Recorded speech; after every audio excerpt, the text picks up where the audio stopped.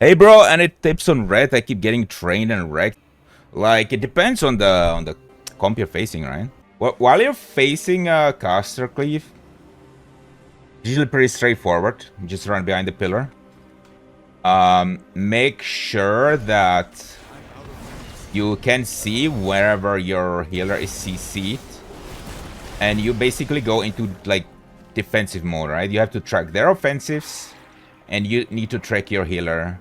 And your healer, if he's CC'd, you wanna like save your freedom steed for that, right? So you like, unless you're going zug zug against a caster cleave, what's gonna happen? Like for example, enhancement shaman or elemental shaman. I mean, you're running onto them with your mount like this, right? And he's gonna root you, and now you're gonna have like a strong urge to freedom that, but that's like bait because first of all, your freedom's gonna get dispelled right away.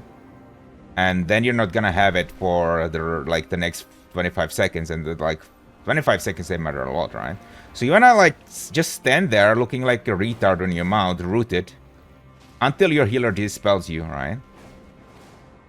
And that means that you will have freedom for later when your healer is going to get CC'd and gonna pop defensive, right? So you always want to be kind of close-ish to a pillar before the spell cleave has used up their CDs, right? So, and when they actually do that, or when your healer gets CC'd, you pop freedom, steed, and get the hell away. And then you just wait their CDs out. So that's for caster cleaves. That's like the basic thing, right? Now for melee cleaves, it's a little bit more complicated. So for melee cleaves, you have like a couple ways of reducing the damage. One thing that I've been like, if their damage is physical, one thing that I've been like theorizing about is getting this talent. Fate's Armor. Word of Glory gains grants 20% bonus armor for 4.5 seconds. Which results in like 4% damage reduction. Now, of course, you want to be playing with 5% damage reduction while CC gem as well. It's also clear, right? But that's just as far as the pure damage reduction is concerned. Now, you want to be reducing their damage even more, and this trick works mostly against like Windwalker monks. Doesn't work as much against the other classes, but it will work a little bit against DK. It will work a little bit against warrior, but like warriors will have like gap closers. So what you want to do essentially is you want to like on their CDs, you want to say Blessing of Freedom Steed, and you don't want to like run behind the pillar.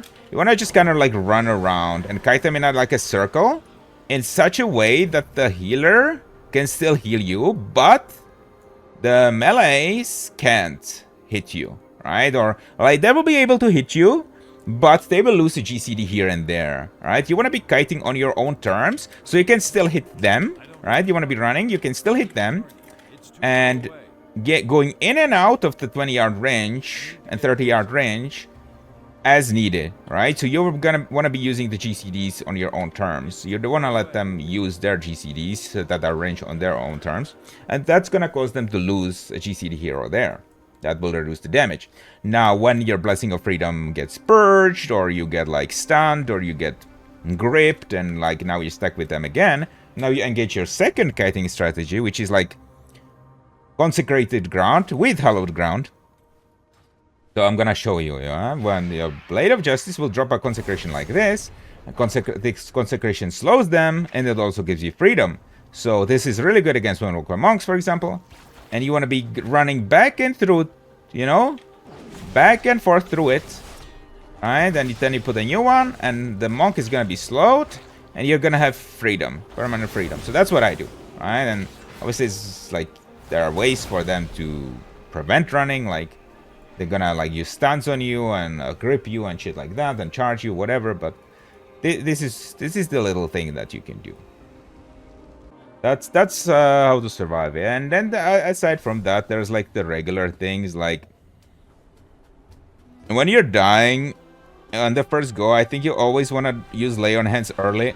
You don't want to like bubble first go, right? Because bubble's like your most powerful defensive, and it's a defensive that you can use while you have forbearance, right? So I always like lay on hands first, and then if I'm in under a lot of pressure, a Blessing of Protection, right, or spell warding, right, and that can be dispelled, right? But you can still use bubble after bopping, right? And the thing is, nowadays bop also heals you for a little bit because of Holy Ritual. Actually heals you for 40k. So I like to use Bob first, but then you have to like be mindful about whether they can swap on your like teammate or not. Like if they're being like tunneling you the whole game, you can Bob first, right? Because your teammate is still gonna have his defensive. But if they're gonna be swapping around, you know, and you have already used like Lay on Hands, and then you have your Bop and Bubble ready, and they're going you, then probably you want to bubble because there's still a danger that they could swap onto your teammate, right?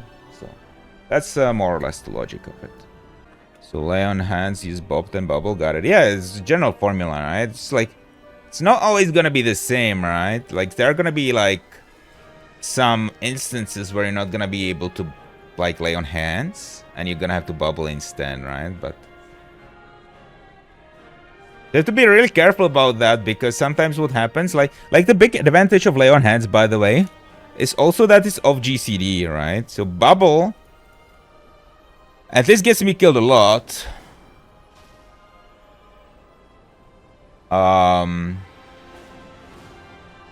You use an ability and then you want to bubble, right?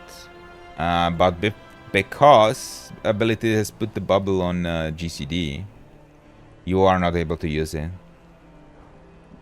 for 1.5 seconds, and that kills you. Alright, so you also have to be careful about using your abilities. And I'm really bad at this myself, but what the advantage of Lay on Hands is, it's not on GCD. So that makes it really powerful.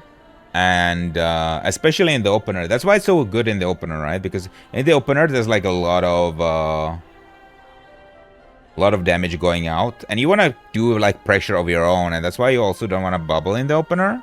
Because also, like, if you just bubble, that pressure is going to go onto somebody else, right? And your healer is going to be prepared for that with, like, some defensive. Like, imagine you're playing with a Disc Priest, right?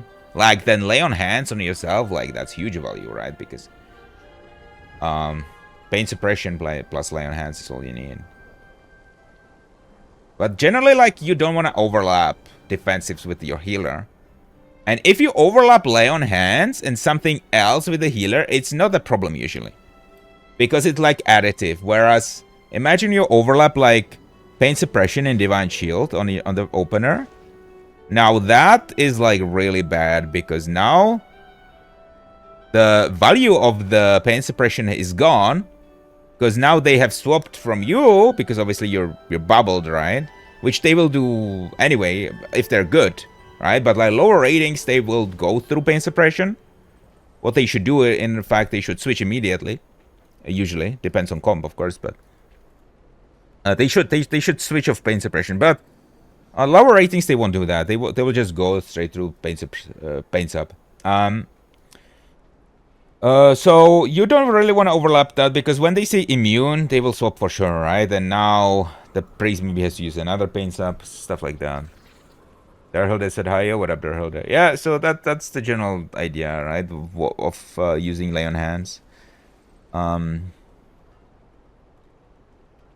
First as well, and then, you know, because you use it on the first go, use it very early. You use it, you know, you're gonna get like a 3-minute cooldown on it if you use it while you're pretty low, which you can kind of gamble on that because it has no GCD. So you're gonna get probably a second Lay on Hands, especially in like 3v3. You can almost always get a second Lay on Hands if you use it early on.